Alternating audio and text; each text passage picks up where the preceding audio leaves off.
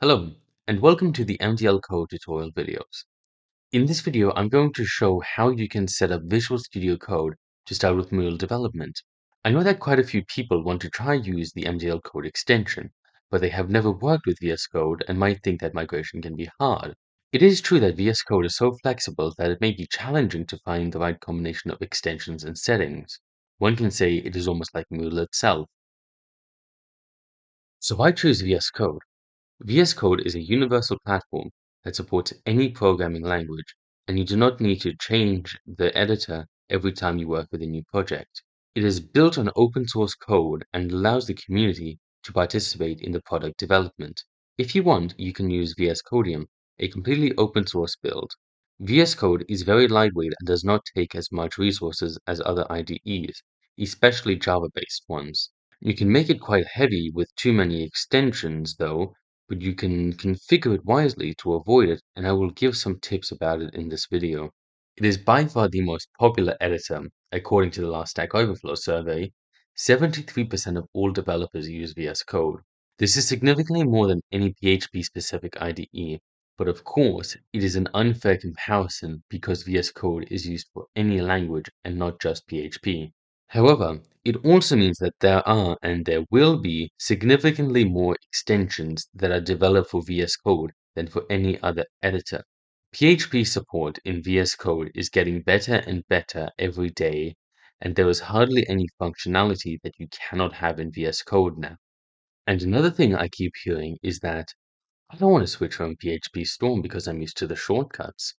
Well, you can reprogram all shortcuts in VS Code to what you are used to, and in fact, there are extensions that make VS Code look and act like other editors. And finally, MDL Code is an awesome extension for Moodle development that saves developers a lot of time, and it is only available in VS Code. There are no plans to duplicate it for other IDEs because VS Code Extension API is the best, and a lot of its features would not be possible in other editors. Here's the list of all the VS Code extensions that I'm going to show today. This is going to be quite a long video, and if you want, you can use the table of contents in the description to jump to the sections that you're interested in and skip the others. Just to say from the very beginning, everybody has their own preferences, and you will most likely not follow absolutely everything I'm going to show you. Some extensions from my list have alternatives, and some of them you might not need at all. And who knows, you might even prefer to work in a light theme. I'm going to start with a completely new VS Code profile without any extensions or modified settings and show you step by step what I need to install and why. I already have Moodle code checked out, installed, and set up, as well as PHP Unit and Grunt. This is my extensions list. I have 0 extensions installed and 8 recommended. These are recommendations VS Code gives based on the contents of the folder. Some of them are actually good, but I will go with my own list. First thing you can notice in VS Code when you close all the tabs is this little help screen. Show all commands is something you will constantly use. In the menu, it is called Command Palette. It shows all the commands that VS Code and extensions contribute, and there are so many of them you really need to know the keywords you're searching for. Let's start with the fun stuff and change the theme. The default is the dark theme, but VS Code also has many different options for themes, like light themes and even colored themes. And if this list is not enough for you, you can install even more themes as extensions. I will go with this one.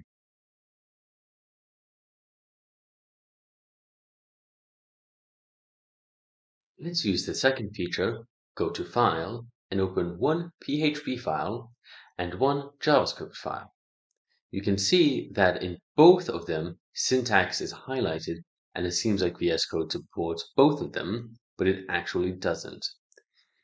In the JavaScript file, if you hover over a function name, it shows you the information about the function. You can control-click or right-click and select Go to Definition, and it will jump to the function definition. If you make a mistake in the keyword, it also highlights it with red as a mistake. In PHP, it only does the syntax highlighting. If you hover over the function name, there is no information, There is no go to definition in the context menu, and you can put any gibberish in the keywords. It won't highlight them as errors. This happens because VS Code is a very lightweight editor. Out of the box, it only supports a small set of programming languages, and JavaScript is one of them. For others, you will need to install extensions that provide so-called IntelliSense. Let's go back to the extensions panel and search for PHP. There are three of these extensions that actually have language service. Let's start from the bottom. The one that is literally called PHP IntelliSense didn't really work for me, and I don't know anybody who'd use it. So let's skip it. PHP IntelliFence is the most popular one, I guess. It has a free tier and a premium tier that adds functionality like renaming. The premium subscription is €20 for lifetime. This extension is pretty good and a lot of Moodle developers I know use it, but I prefer the other one. This extension is just called PHP by the company DevSense. It is younger than IntelliFence and is constantly being improved. We actually reported several bugs to them recently, and the developers fixed them within several days, which was very impressive. It also has a free and premium tier, and the premium is €50 per year for personal use or €100 per person for corporate use, which is still way cheaper than PHP Storm, for example.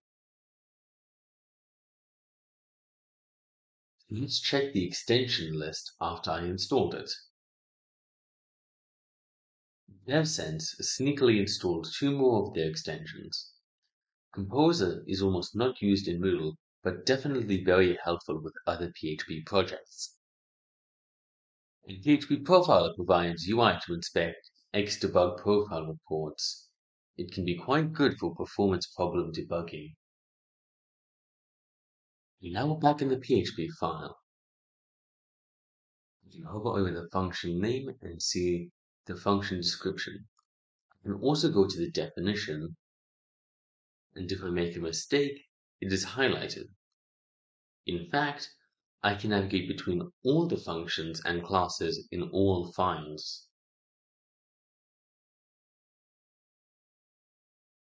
And now PHP is ahead of JavaScript because in a JavaScript file, I cannot navigate to the module in another file. This happens because VS Code doesn't know about the Moodle component and plugin structure, and therefore how to link the module name with a file path. VS Code can look for a special file called jsconfig.json in the root folder. Grunt in Moodle can generate this file. This functionality was added in Moodle versions 3.11.11 and 4.05 and is available in any later versions.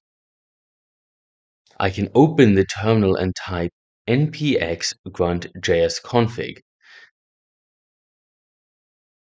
This command generates a jsconfig.json file that links every single component and every single plugin with the JavaScript module's location. Now, after I generated this file, I need to reload VS Code to reindex the project. I can do it through the command palette reload window. Now, let's go back to the JavaScript file. When reindexing is finished, VS Code is able to move between JavaScript modules.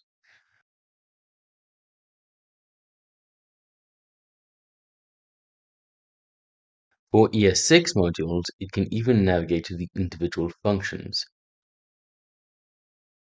But for AMD modules, it can only go to the file itself.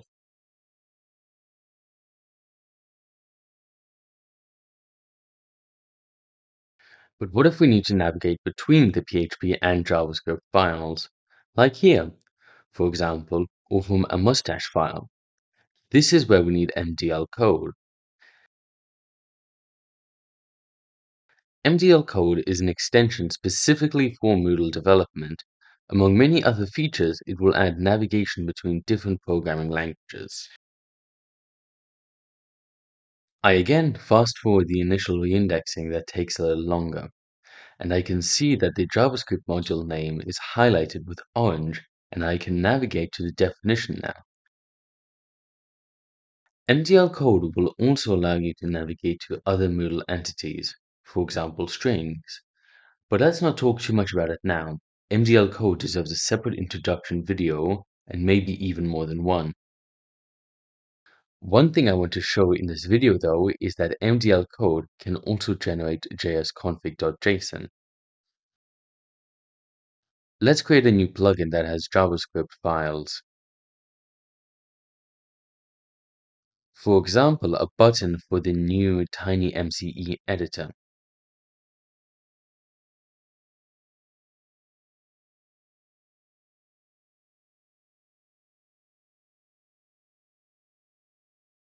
I will also hide the standard plugins from this view.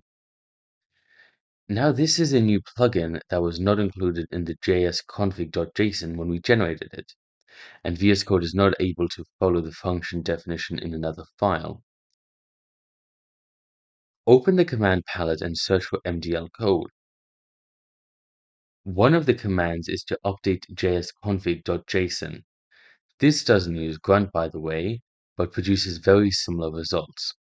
Because MDL code actually integrates with the IDE and is not just a command line script, it can detect that the reload is needed and reload the VS Code for you. That's it. You can navigate between the files in the new plugin as well.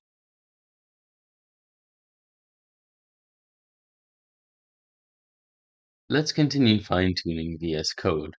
There are still quite a few very useful extensions. So what if I have a linting error in a JavaScript file?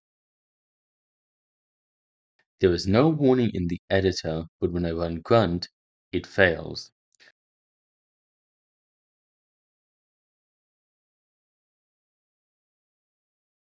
Let's install the ESLint extension.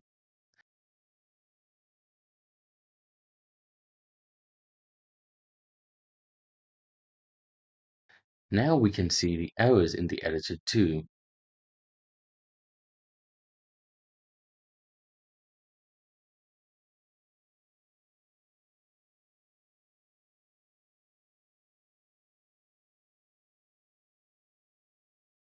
Next, let's see what we can do for the mustache templates.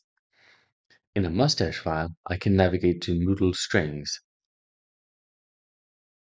and JavaScript modules, but there is no syntax highlighting and the rest of the file is hard to read.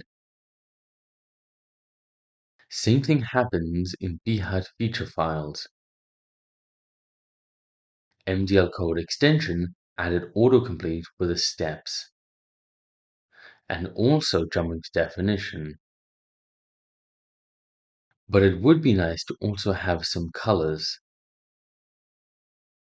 Luckily, there are VS Code extensions for syntax highlighting.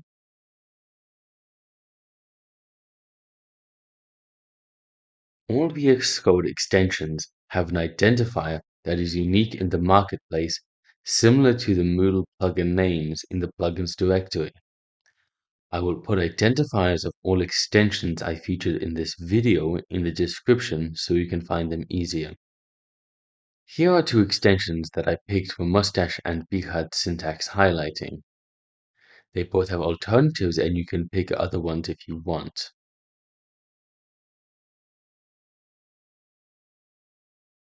Now, when the extensions are installed, the files look much nicer.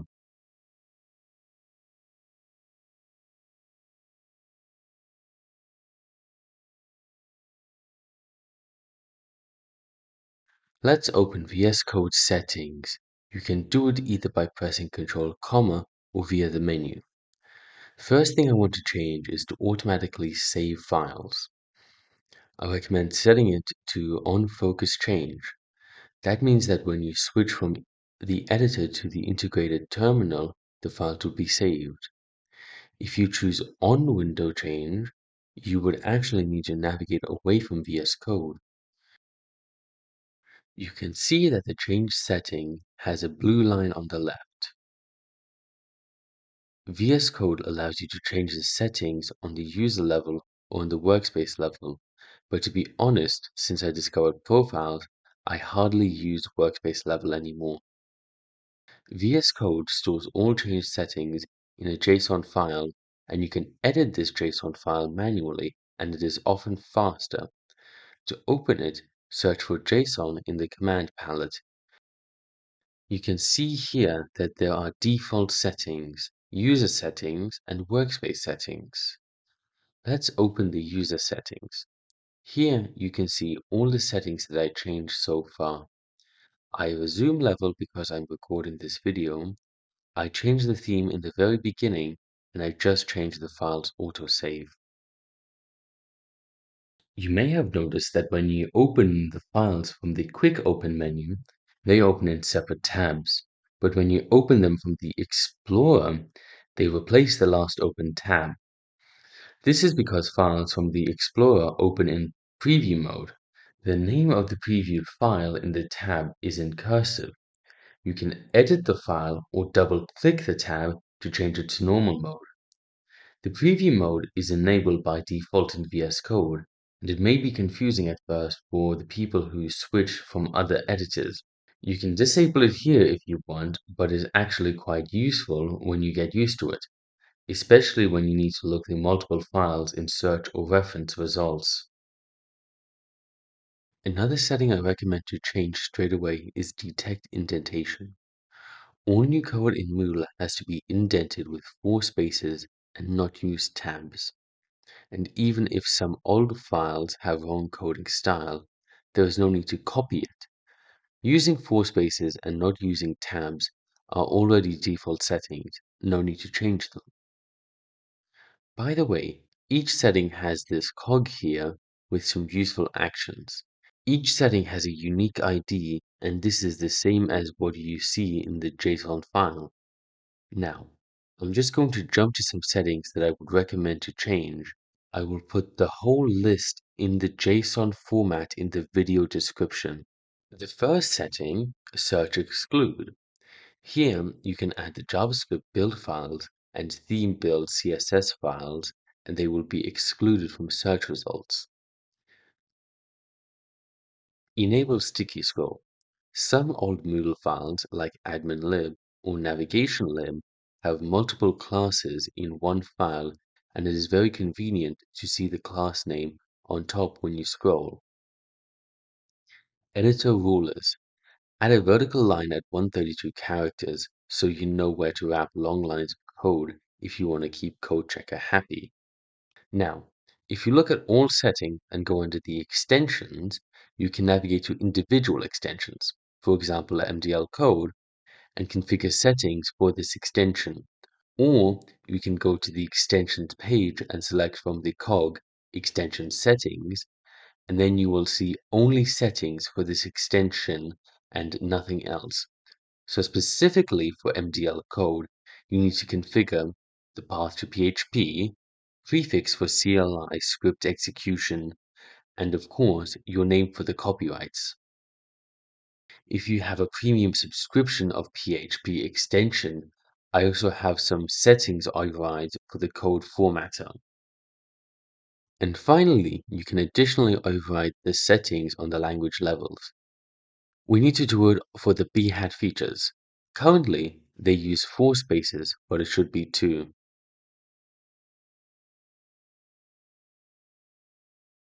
And by the way, you can see the current indentation in the status bar, and you can even change it per file. If you click on the file type name in the status bar, you will see a language menu. Here we can configure settings. It just adds a section to the JSON file for the file extension. Let's change the indentation to 2. Now the indentation in the feature files is 2 spaces.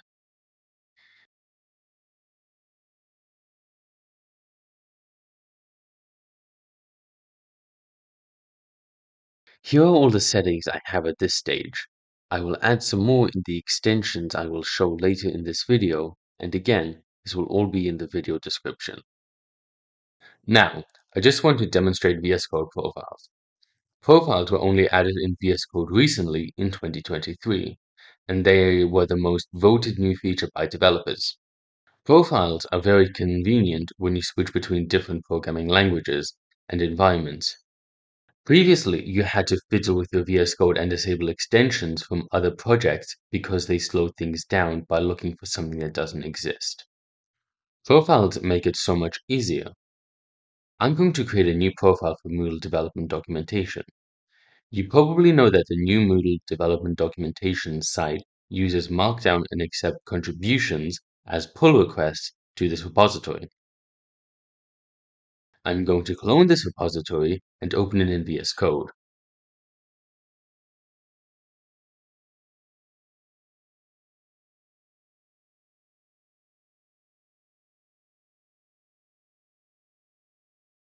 This repository contains a .vs Code folder that lists recommendations for the extensions, but I do not want to mix them with my Moodle development extensions.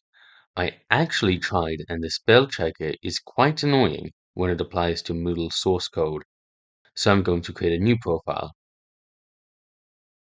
Here, you can see a lot of options on how you can create profiles and what to override there. I'm just going to create a completely new one.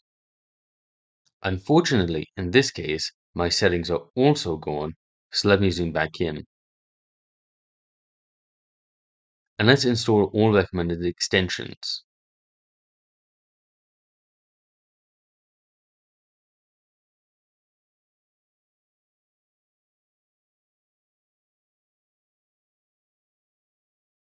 Done. I can work on DevDocs now and not have any extra extensions for my other projects. You can now see little letters DE next to this cog. It means that I'm in the DevDocs profile. VS Code remembers the last profile that you used for each workspace, and so when I switch back to the Moodle workspace, it will switch back to the default profile. I didn't show all possibilities of configuring settings and extensions in VS Code. You can find out about them from non-Moodle specific VS Code documentation. You can also configure extensions to be available for all profiles or to be disabled in individual workspaces. There are many combinations of how you can make your development experience the best and most convenient for you. I will also show keyboard shortcut bindings a little later in this video. The rest of the extensions I'm going to show you are more or less optional. Like I said, you can skip over the ones that you know or do not plan to use or already know how to use. Debugging UI in VS Code is very convenient, and once you figure out how to set up Xdebug, you will totally love it. So here's the PHP debug extension, and it has installation instructions and recommendations on the Xdebug configuration. Yes, you will need the Xdebug extension for PHP and additional settings in the php.ini file to enable step debugging.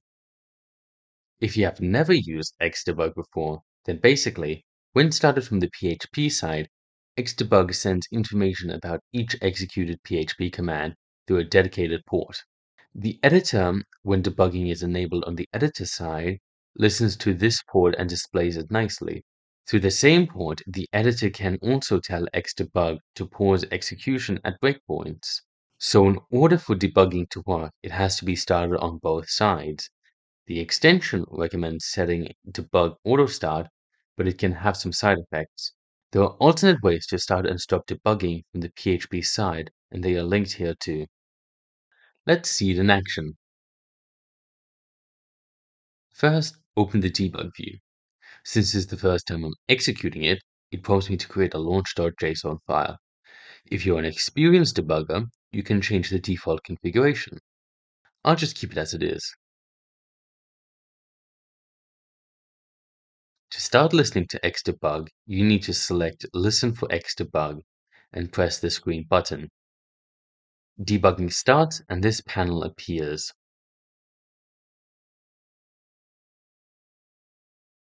Let's set a breakpoint in the settings.php file. I always wondered what is the magic behind it and how Moodle calls it. Here is my Moodle site where I'm logged in as admin. I request a page and it hits a breakpoint. In the debugger, I can see where I currently am in code. I can see the call stack and I can navigate through it. I can see all variables available at this point in the code and their values. And if I want, I can add specific variables to the watch list. You can step in or over commands, continue to the next breakpoint, and keep watching the variables and call stack.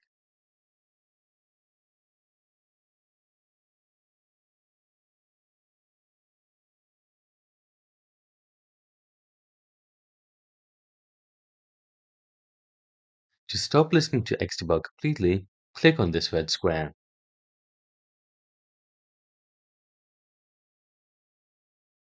VS Code already comes with Git support without any extensions. I'm going to demonstrate the Merge Conflict Editor now. Here, I created a new plugin, and I'm on a branch that is based behind master. I want to add some code and a new language string. MGL code will help me to do it faster.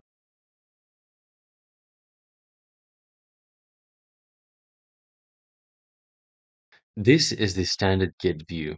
It detects that I have two Git roots, one for Moodle itself and the other one for this plugin, and the plugin has unsaved changes. I can commit from this view. It has a lot of other options of what I can do throughout this UI. I can rebase, for example.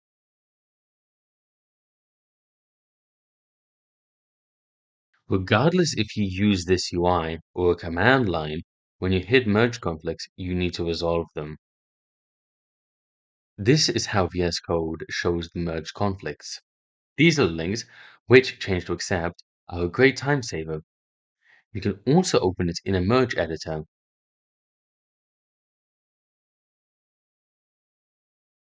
Done. All conflicts are resolved and rebase is completed. Again, this was just a basic VS Code functionality that comes from a built-in extension, Git. You can have even more with additional extensions, Git Lens. Git Lens adds quite a lot of features. I'm just going to show a couple, and you can read the extension documentations for the rest. First of all, it adds a git blame for each line of code, both inline and in the status bar. Inline might be a bit too much, and you can disable it if you want. Status bar git blame is very helpful. You can go to the commit and view every change in this commit.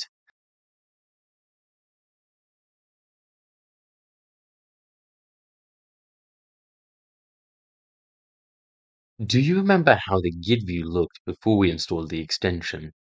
Now there are all of these other tabs, and you can see the branches in your repo, the remote, tags, and even stashes.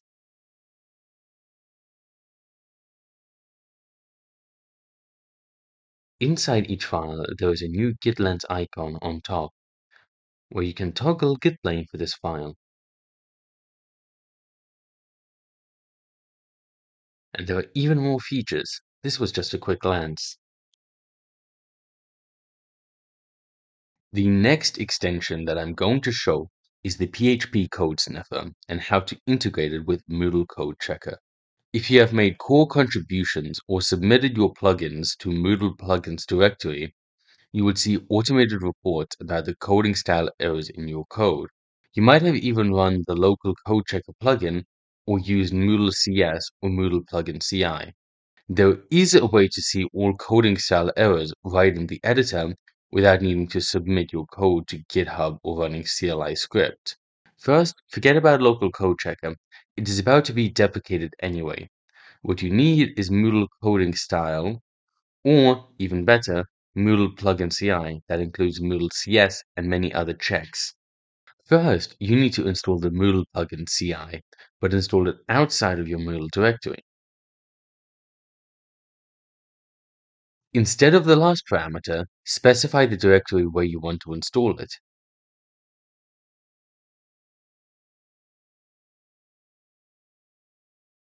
Now, let's check that PHPCS works.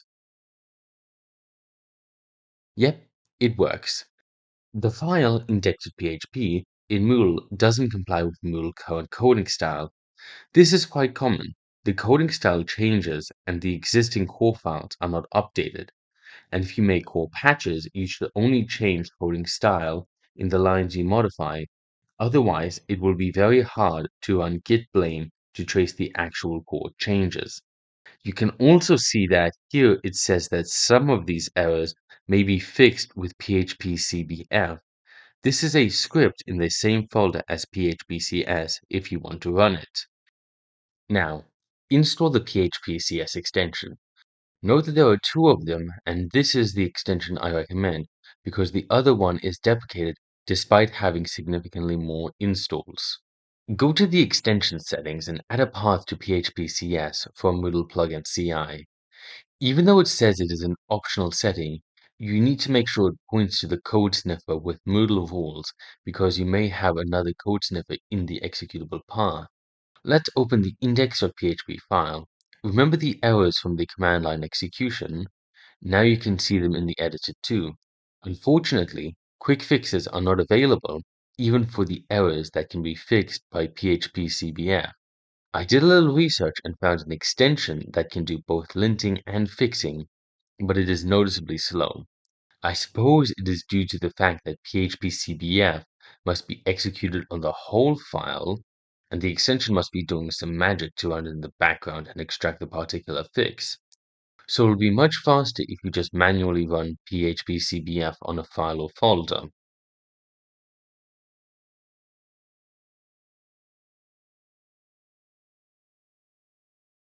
VS Code also has a lot of small extensions that are so small and so helpful, it's amazing.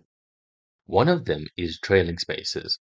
As you know, Moodle coding style prohibits trailing spaces in the lines.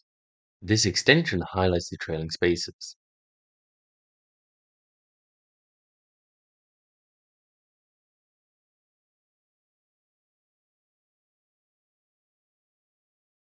It can also automatically remove them when you save the file. For this, I recommend to change two settings.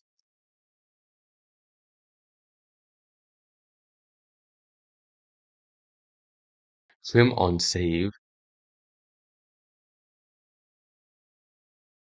and delete modified lines only. When you work with an existing big file that doesn't follow coding standards, you do not really want to accidentally make unrelated changes.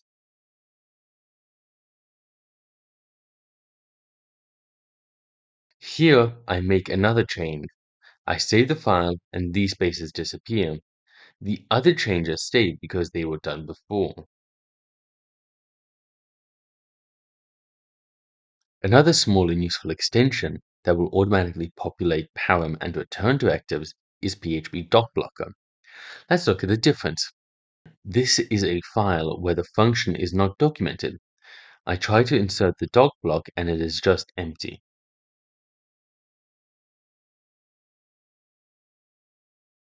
So let's install PHP doc blocker. Now let's try again. All parameters and return type are automatically filled. Again, there are other alternatives and you may use another extension to fill the PHP docs. If you use this one, I suggest making some changes to the settings.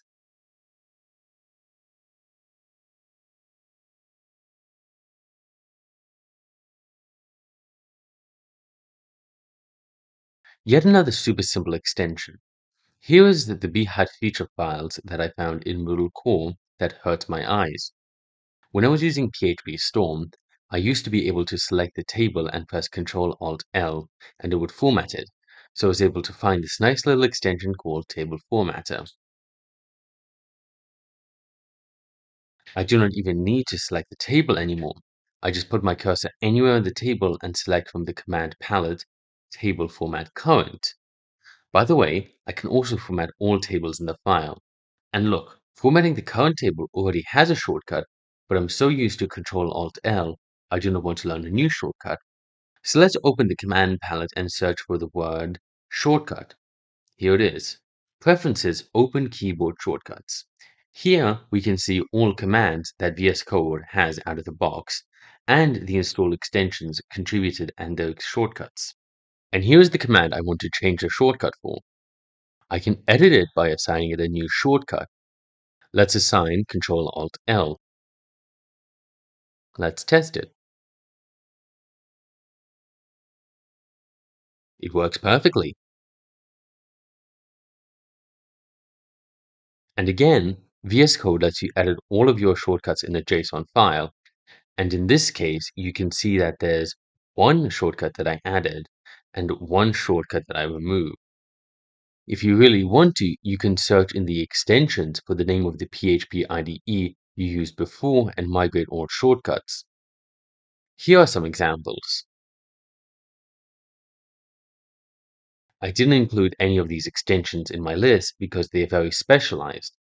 I just know that some Moodle developers use them to help move to VS Code.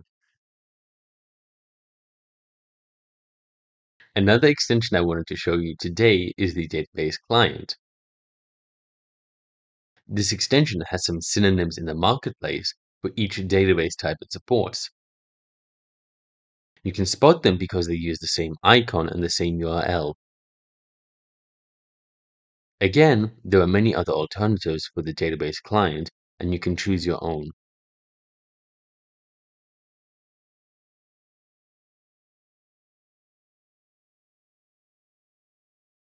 I'm going to zoom out a little bit because my icons no longer fit, but now you can see that this extension added two icons here, database and NoSQL. Did you know that you can hide the icons that you don't need? For example, I don't need NoSQL, so I can hide it here. I'm going to zoom back in now, and when I click on the database icon, it asks me to create a connection. The user interface may seem a little bit overwhelming, but once you get used to it, it works very well. So I can choose my database type and setup, and I'm going to come back when I finish. One of the features that I really like is that you can filter the tables list. And of course, you can browse tables and execute queries.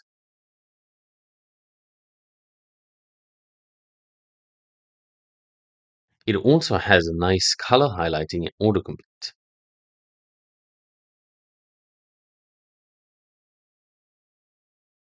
The execute button is here in the middle of the action row if you're looking for it. You can also run explain. There is a detailed documentation showing all the features. This extension can also back up and restore and even has an SSH client. In this video, I showed you how you can set up VS Code to do Moodle development. I know that some developers who are watching it might not be familiar with VS Code at all, so I also showed some general features, such as editing settings, creating profiles, and configuring keyboard shortcuts. I also demonstrated a number of VS Code extensions, and, as repeated multiple times, you do not necessarily have to use all of them, and some of them have alternatives too. This is just to get you started with Moodle development in VS Code. Thank you for being patient and listening to this video till the very end. I hope you found it useful. You can follow LMS Cloud on LinkedIn, YouTube, or Twitter to see updates about MDL code or new videos we make. See you later. Enjoy Moodling.